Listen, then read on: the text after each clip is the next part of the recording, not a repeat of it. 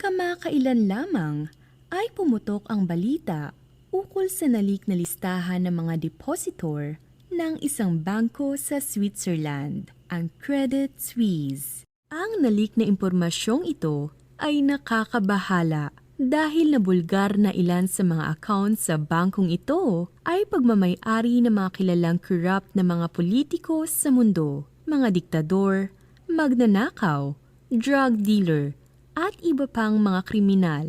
$8 billion o humigit kumulang 450 billion pesos ang nailantad na deposito galing sa kilalang masasamang tao.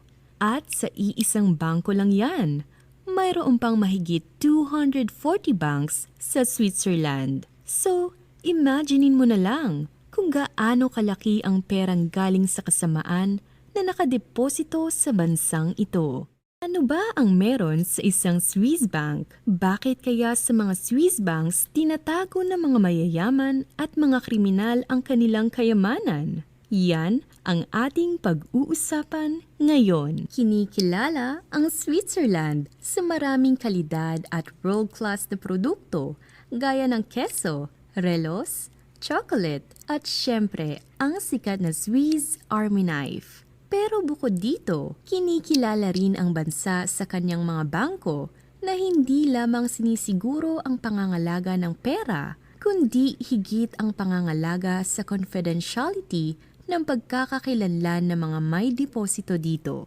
Ang financial sector ng bansa ay itinuturing na isa sa mga pinakamahalagang industriyang malaki ang ambag sa ekonomiya ng Switzerland.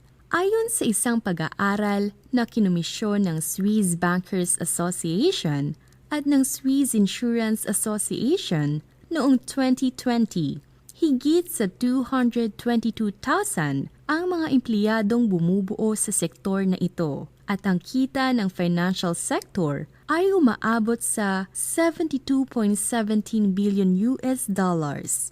Which is katumbas ito ng 10% ng kabuuang ekonomiya ng Switzerland. Dahil sa katatagan ng industriya ng bangko sa Switzerland at ang garantiya ng maaasahang polisiya ng bank secrecy, talaga namang marami na naeengganyo na ilagak ang kanilang yaman o ipon dito. Paano nga ba nagsimulang kilalanin ang mga Swiss banks sa ganitong imahe? Paano nabuo ang ganitong sistema ng pagkamalihim ng industriya ng bangko?